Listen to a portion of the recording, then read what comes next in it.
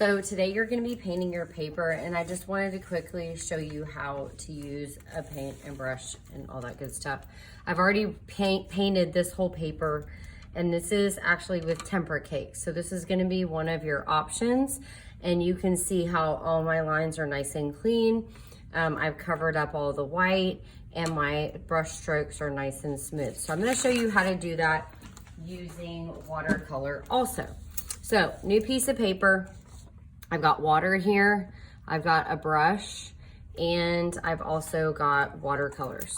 And you can see there's a brush inside of here, but I'm not gonna use that brush because that's way too small for the paper that we're using. So when I'm painting today, I'm gonna paint in the same way where I'm going across because my cactus is long. And so I just wanna make it kind of look like a desert sky. So I'm gonna get my brush wet with the water, and I'm gonna choose a color. So I'll start with red. And if you notice, I'm not scraping the paint. So the difference between tempera cakes, which is gonna be one of your options, which they're very hard, and watercolor is very, very soft. So it doesn't take a lot. All you have to do is add water. You're just gonna I always say tickle the paint because you don't wanna scoop it or scrape it. And when you see bubbles, you're ready.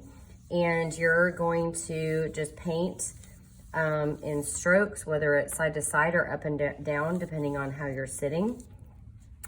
Each paint palette is going to be a little bit different if you choose watercolor, because I have lots of different brands.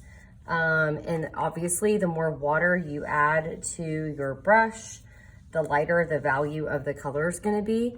So if you want the color to be a darker value, you may have to go over it a couple of times, and you just want to make it nice and smooth. So I'm making a lighter value by just adding water. So then I'm going to put my brush in the water, and I'm going to make 10 little circles, and I'm going to switch to the next color. The next color I'm gonna do is blue. I think this blue is pretty.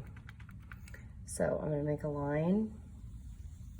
Now the thing that's a little bit different with watercolor and tempera is watercolor is gonna kind of move together where it borders, and that can look kind of cool. So I'm not gonna worry about that because I think when those colors group together, it kind of makes it look more like a sky anyway.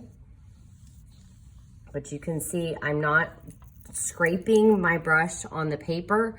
In fact, the metal part of my brush never touches my paper. I only use gentle strokes on the paint and then gentle strokes on the paper too. And I want to cover up all my lines, and then I go back and forth to smooth it out. Remember, if you want to make a lighter value, you're going to add more water. If you want to make a darker value, you're going to add more paint. And you're going to keep doing this until your whole paper is filled.